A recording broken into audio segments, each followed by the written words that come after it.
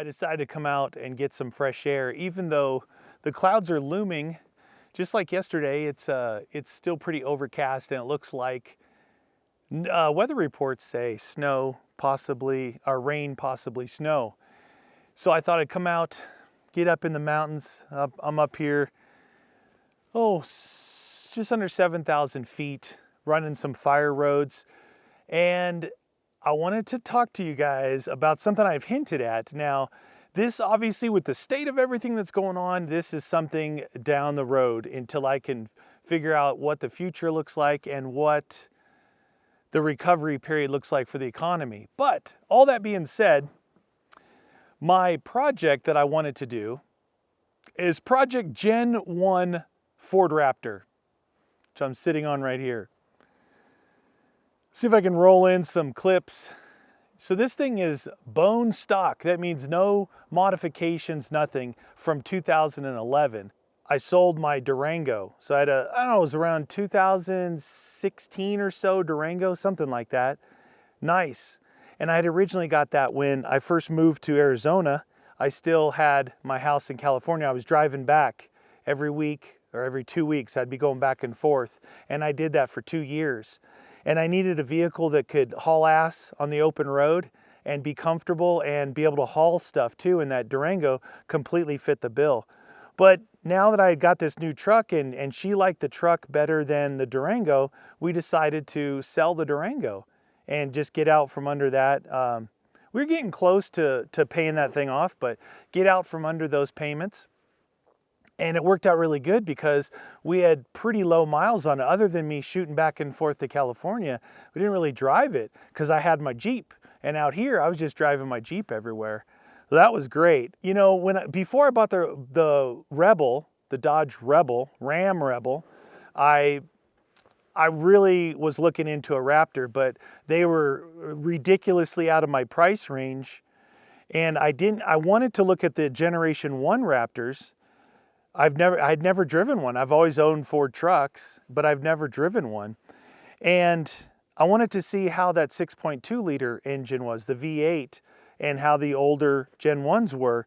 I had an EcoBoost engine in my F-150 4x4 for 4 or 5 years that I owned that thing. And I love that engine, I really do. But it wasn't, it was my work truck. So oddly enough, the dealer took in this on trade, and I was selling my Durango back to the dealer because I've got a really good rapport with them, and they give me fair market value for it without all the hassle. The hassle, people calling you, I want to see your car. Forget that. So long story super long as usual, I was able to get rid of my Durango, basically get my entire down payment back, and buy this thing for a really good price, a really, really good price. So 2011, about just under 90,000 miles on it, bone stock. The good thing about it being bone stock is no one has done some super off-road stuff and probably, taken it out and really beat the crap out of it. Where this one, it's got the factory shocks and springs, tires, all that. It's probably been replaced, the tires. But so my idea was that I could run this for my longer trips, my overlanding, some stuff. Because the Jeep is, if I'm going to go somewhere where there's just a hint of possibility of getting stuck, heavy snow, heavy mud, heavy rock, anything that's really extreme, I'm taking the Jeep because that thing's going to go wherever I want it to go because I've taken it there and back many, many times. But that being said, it's because it's built that way, it's a real hassle to drive long distances. And I'm not talking, cross country stuff. I'm talking about where I'm at now. It's only about a half an hour from my house. And where I really, really like to go, and I don't go that, wow, it's chilly up here, where I don't go that much because of it, it's about an hour north of me.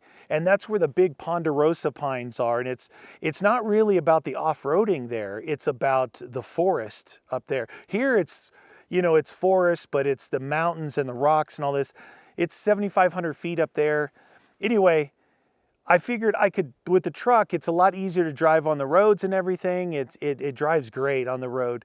And I could get up there more often than putting the wear and tear on the Jeep, because it's completely unnecessary to go up there. When I first got the Ram, I took it up there, and oh, it was so nice, just cruising on the road, because it's all road driving till you get there, then you take off on the clay roads. So the idea here was that I was going to do Gen 1 Project Raptor, okay? So obviously, before I say any of this all has to wait now, because I have no idea. No one knows what's going to go on with the economy. You got to save every penny that you have. Be smart with your money. This definitely right now is not the time. I got this a month before all this stuff happened. So I've had it about a month and a half before all this stuff went down. And I just didn't say anything because, everything started to happen. Here's was my ideas.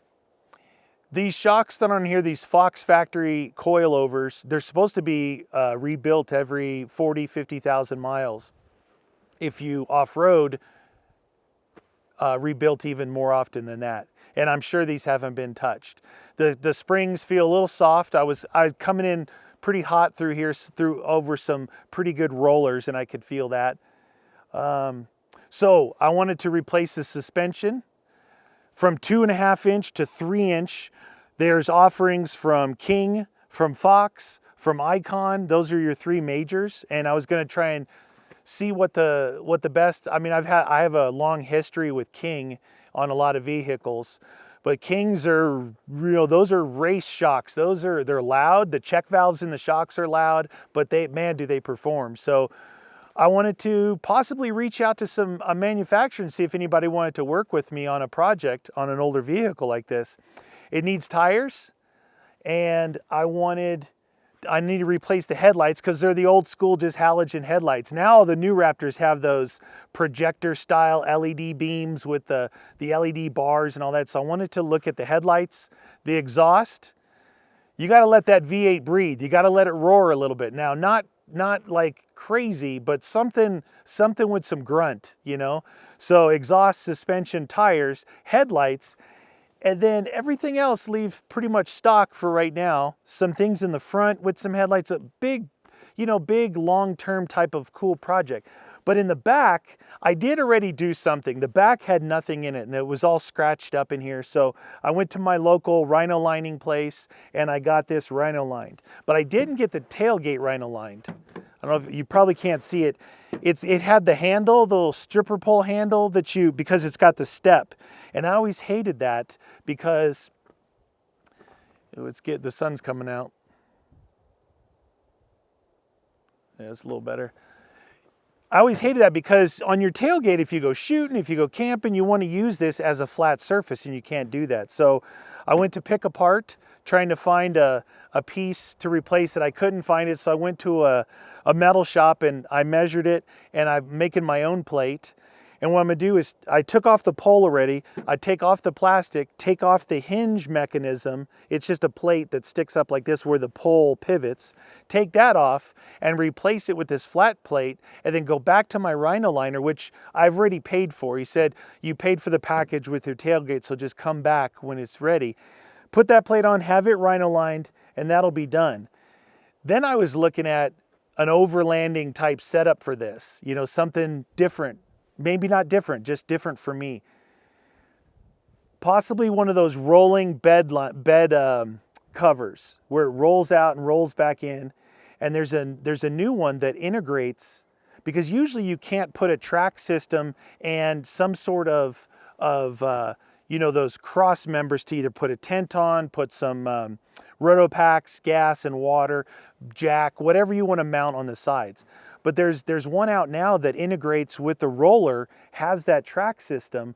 Then if I wanted to, I could put my rooftop tent up here, and then underneath have all my gear. These are just some ideas that I had now, but all that's on hold now. But I just needed to pass it on because I wanted to start this so bad, like this month. I wanted to start it this month, but it's gonna be on hold. But all that being said, the thing still performs like a monster. So I have a history of off-roading, you guys, and I'm telling you, I've got a brand new Ram Rebel, and those trucks, like most four-wheel drive trucks, the suspension is really stiff. I've got the air suspension where it raises and lowers itself to an off-road mode, a regular mode, a fuel economy mode when you're on the freeway, and then like a get in and out of it mode where it just dumps the airbags, I guess. But it's stiff, and I brought it partially back in where I'm at when I first got it, and it's, you know, like, ugh.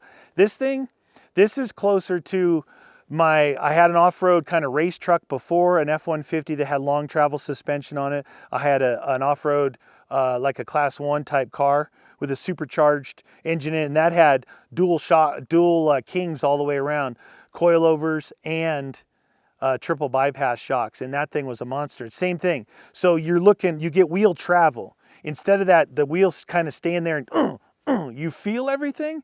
What you're getting is your wheels are really traveling a lot, and that's why how this thing was set up. The new ones, I don't know. I did drive a newer one, the new style, the Generation 2. So they made these, I believe, from 2010 to 2014, Generation 1. Then they stopped making them.